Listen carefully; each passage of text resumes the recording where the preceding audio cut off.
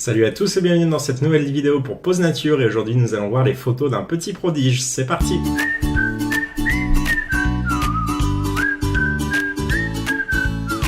Donc aujourd'hui pour cet épisode nous allons retoucher les photos d'Arnaud. Alors Arnaud c'est un abonné qui m'a contacté et j'étais assez touché par la demande d'Arnaud puisqu'en fait il faut savoir que ce photographe a seulement 13 ans et que pour son âge il a quand même des photos qui sont d'une très très grande qualité. Donc je vais vous montrer un petit peu tout ça. Il y avait surtout ce héron que j'aimais beaucoup, que tu m'avais envoyé, a fait partie des 3 photos que tu m'avais envoyées. On voit que techniquement, déjà pour ton âge, tu es déjà au point. Une photo comme ça, c'est assez compliqué à prendre en photo parce qu'il y a des problèmes de gros contrastes et des grosses différences de luminosité. Donc on voit ici que tu l'as plutôt bien réussi. Donc déjà pour ton âge, on voit qu'il y a une belle maîtrise technique. Alors je sais pas si tu as quelqu'un dans ta famille qui fait de la photo. Je pense que tu dois avoir quelqu'un dans ton entourage puisque tu as quand même du matériel quand même assez performant. On voit ici que tu es sur un Canon 7D et je sais que tu as par exemple le Tamron 150-600 mm. Donc voilà, c'est du matériel qu'on peut pas s'acheter à 13 ans. Donc je pense que tu as des parents qui doivent être équipés en photo.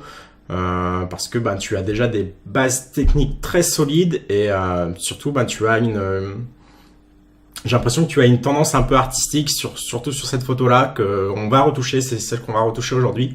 Ça fait partie des 3 que tu m'as envoyé, mais il y a déjà quelque chose d'assez prononcé chez toi et c'est plutôt cool. On a ça par exemple, c'est un très beau coucher de soleil. Alors c'est une photo un petit peu plus classique, mais c'est déjà bien réussi. Au niveau de l'exposition, c'est vraiment assez propre.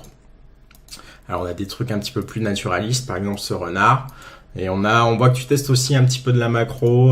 Voilà, tu t'arrêtes pas forcément que à l'animalier. Donc c'est vraiment bien. Je te conseille de continuer comme ça. Tu as déjà une très bonne base et c'est très prometteur. Moi j'ai vraiment hâte de voir ce que ça va donner dans les années à venir. Donc allez, c'est parti. On va aller directement sous Lightroom. Donc tu m'as envoyé ces 3 photos. Alors, au niveau de la retouche, on va pas pouvoir aller très loin pour la simple et bonne raison que Arnaud m'a envoyé des photos au format JPEG et pas au format RAW. En fait, il savait pas comment mettre les RAW sur son appareil photo. Donc, ça contredit un peu ce que j'avais pensé sur le fait que tu avais peut-être quelqu'un dans ton entourage qui faisait de la photo. Mais voilà, je t'ai conseillé par mail de vraiment passer tes photos en RAW. Tu vas énormément gagner en qualité et surtout, tu pourras retoucher tes photos. Alors, je pense pas que tu les retouches actuellement. Mais si tu comptes vraiment continuer la photo, et je te conseille vraiment de le faire parce que tu as quand même déjà une très très bonne base, il y a un moment où il faudra que tu retouches tes photos. Donc vaut mieux shooter en RAW tout de suite parce que tu gagnes de la qualité et surtout tu as beaucoup plus d'amplitude sur la retouche photo puisque en fait le fichier RAW va capter beaucoup plus de données et en retouche sur Lightroom on va pouvoir aller beaucoup plus loin pardon. Et en fait, vous allez voir ici qu'avec le format JPEG, on va être assez limité, surtout que sur certaines photos, tu as quand même pas mal de bruit. Sur celle-là, on en a un petit peu, donc je vais pas forcément la retoucher en détail, celle-ci. Je vais juste te montrer une petite astuce que tu aurais pu faire à la prise de vue pour la rendre un petit peu mieux. On a celle-ci qui est vraiment très très jolie. Moi, j'aime beaucoup l'aspect visuel avec le bokeh de premier plan. Tu arrives même à gérer les bokehs de premier plan à ton âge, c'est quand même assez cool. C'est pas tout le monde qui arrive à le faire, surtout à l'âge adulte, mais toi tu as déjà une bonne maîtrise de ça. Mais je vais pas pouvoir retoucher celle-ci parce que tout simplement tu as 3200 ISO, donc tu as énormément de bruit qui va être compliqué à rattraper et surtout la qualité de ta photo est vraiment basse du coup vu que tu étais à 3200 ISO. Je sais que tu es sur le Canon 7D, c'est celui que j'ai aussi et la qualité en haute sensibilité est vraiment pas terrible. Donc on le voit ici, tu manques vraiment beaucoup de piqué et je pense que tu as également aussi un petit problème de netteté sur l'animal. Donc je vais pas la retoucher. C'est dommage parce qu'il y avait un gros potentiel, j'aimais vraiment beaucoup ces fleurs là. Si j'avais voulu la retoucher, je pense que j'aurais essayé de faire ressortir le rose. Je vais dépasser juste ma caméra parce qu'elle est devant l'écran. J'aurais juste boosté le rose et essayé de diminuer la saturation du vert afin de faire ressortir le rose encore plus. Et on aurait également retravaillé l'exposition un petit peu plus en détail pour avoir une belle ambiance. Mais là aujourd'hui, je vais pas retoucher celle-ci parce que elle est pas d'assez bonne qualité. Pas au niveau de l'aspect visuel, mais vraiment au niveau de la qualité de l'image en elle-même. Elle permet vraiment pas de faire une retouche poussée. Donc on va partir sur celle-ci. Donc une photo de marmotte qui est vraiment très jolie. Tu vas encore utiliser ici un beau bokeh de premier plan. Tu as une belle diagonale qui donne un beau dynamisme à la photo. Et il y a vraiment une belle lumière. Ça devait être le matin ou le soir, je pense. Et en fait, ce qu'on va rectifier sur cette photo, c'est surtout le contre-jour. Parce que tu vois que ton animal et en fait se retrouve dans le contre-jour et que son œil est complètement perdu dans le noir. Et son pelage aussi, ici on a une zone qui est très sombre. Donc on va essayer de rectifier ce contre-jour pour faire mieux ressortir la marmotte. Donc allez, c'est parti. On va aller déjà dans les réglages de base et je vais partir sur une exposition auto. Et on voit déjà que ça réaugmente la luminosité de ta photo. Alors ici c'est beaucoup trop, donc on va baisser les hautes lumières et je vais également baisser les blancs. Comme ceci, je vais augmenter un petit peu le contraste, booster la clarté. Et je vais surtout diminuer la saturation parce qu'en fait j'aime pas trop quand on a du vert comme ça fait un côté trop naturaliste. Donc j'ai toujours tendance moi à baisser la saturation du vert. Alors des fois je le fais par ici. Je vais directement dans l'onglet TSL saturation et je sélectionne le vert et je le baisse pour vraiment casser cet aspect trop herbe, trop feuille qu'on a souvent sur les photos de nature forcément puisque le vert c'est la couleur la plus répandue dans la nature. Donc à partir de là, je pense que on va encore diminuer ici les hautes lumières. Donc je vais tirer un filtre dégradé comme ceci et je vais diminuer mes hautes lumières et peut-être diminuer l'exposition. J'aimais bien en fait l'aspect un peu sombre de ta photo. Ça faisait un peu, ça donnait un côté intime à la photo. En fait, tu as une zone qui est sombre ici, une zone qui est sombre ici et une zone qui est beaucoup plus éclairée au niveau de l'animal. Donc, ça donne un côté intime. Ça donne un cadre à ta photo et je trouvais ça plutôt sympa. Donc, on va essayer de refaire ceci. Donc, je vais retirer un filtre dégradé et je vais ici, enlever mon exposition et je vais diminuer mes ombres et diminuer mon exposition et peut-être aussi un peu les noirs.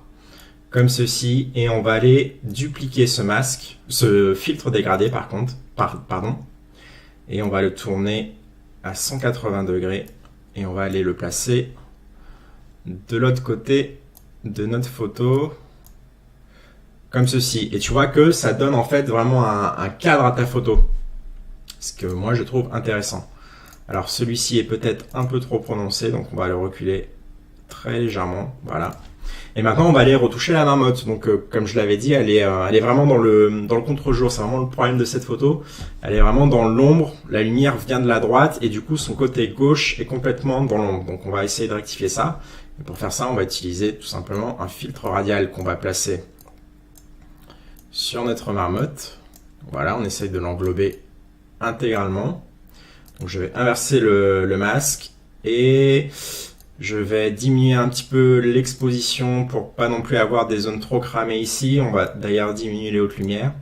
Mais je vais surtout remonter les ombres. Et vous voyez que sur la joue de la marmotte, en fait, ça rehausse vraiment la lumière sur la joue de la marmotte et ça casse ce contre-jour. Donc vous voyez ici, on l'avait à 0. Donc c'est très sombre, on n'a pas beaucoup de détails.